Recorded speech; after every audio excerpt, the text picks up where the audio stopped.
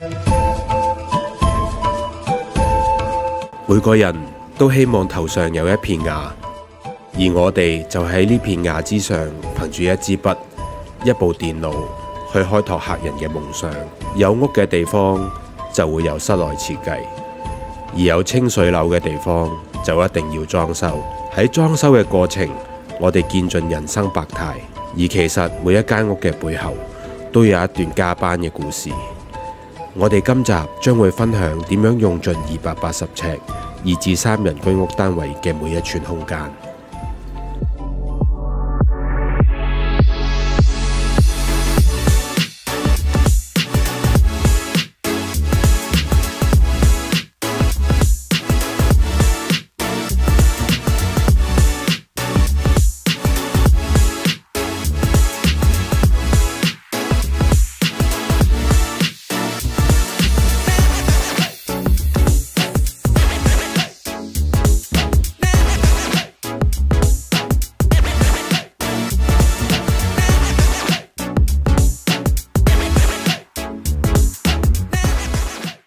喺配色方面，全屋都係用咗簡約柔和嘅木紋色，再配襯暖白色，營造溫馨舒適嘅感覺，同時亦都唔會太壓迫。而喺家私方面，入門口嘅獅子櫃亦留咗個空間，可以掛返平時去沿街嘅衣物。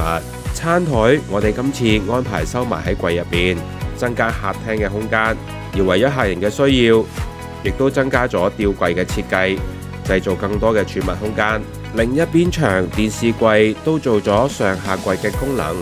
睡房間隔今次用咗木製玻璃趟門做分隔，喺保留私隱度嘅同時，亦都增強採光嘅效果。睡房除咗大衣櫃，床嘅上方喺唔壓迫嘅情況下，我哋都善用埋牆身嘅空間。